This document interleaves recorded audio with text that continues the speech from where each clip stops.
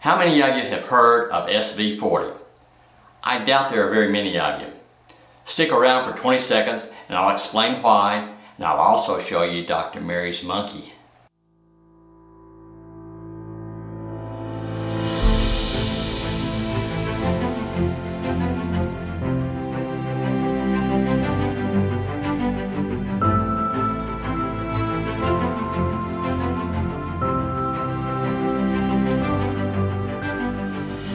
Hi there, this is your third grandfather, Philip Kirk in Nashville. This is going to be a very short video where I'm merely going to be introducing a subject to you, that of SV40, which is an abbreviation of Simian Virus 40. Just think monkey virus. I hope you watched some of my earlier videos about our current C-19 illness debacle, as this video will serve as an introduction to a subject which we are going to be hearing a lot about. I'm going to show it to you on this little whiteboard. I'll refer to this subject here as vaccines.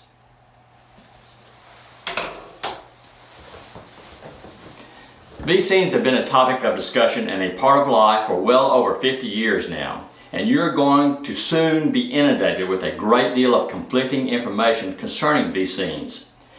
The vaccine industry is an immensely huge industry and enjoys certain benefits such as taxpayer-funded research along with the benefit of legal immunity not enjoyed by any other industry in the United States. This short look at the vaccine industry will be quite unusual in that it concerns a vaccine which I was completely unaware of until a few years ago when I read this book, Dr. Mary's Monkey.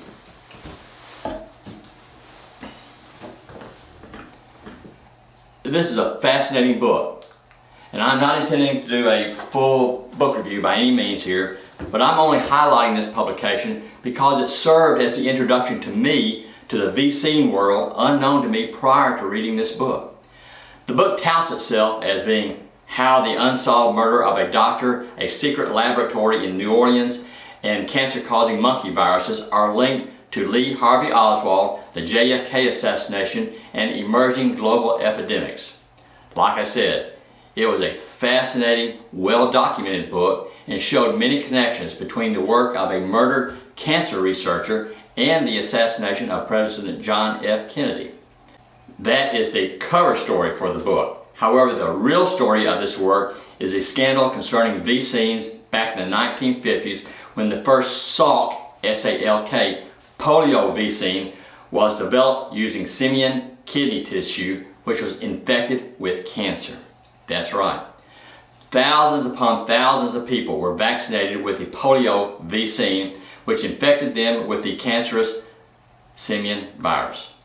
If, like me, you're wondering how in the world that such a big scandalous story escaped public scrutiny, it's because the media at the time covered it up. Sound familiar?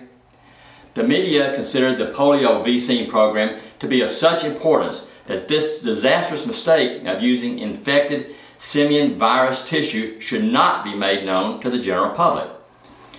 Having taken the Salk vaccine as a child myself, it angered me a great deal when I read this book and learned about this disaster, and with the current C-19 illness being the perceived epidemic of the century, which will no doubt result in a search for a taxpayer-funded vaccine cure, I'm concerned that such a rush to a supposed cure will result in another catastrophe such as SV40. Here's the point I'm trying to make. In the 1950s, vaccines were still in their early stages of development.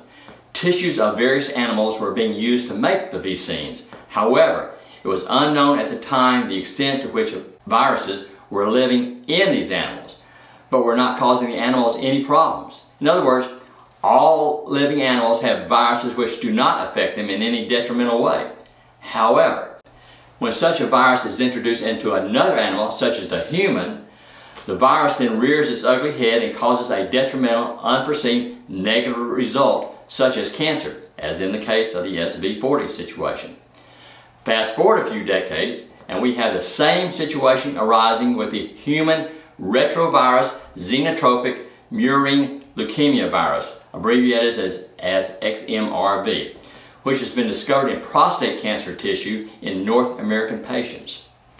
It's theorized that this virus was transmitted through mouse-related products, not monkey-related products, mouse-related products, such as vaccines. And that hasn't been that very long ago. So, to summarize, this video is not intended to be in any way an in-depth review of the book Dr. Mary's Monkey, nor of the SV40 vaccine scandal. I am merely intending to introduce this subject to you so that you might perhaps investigate it on your own and find out how the pharmaceutical industry, with this unheard of immunity along with a compliant media, may very well bring us some equally disastrous, deadly cures in the near future. Thank you.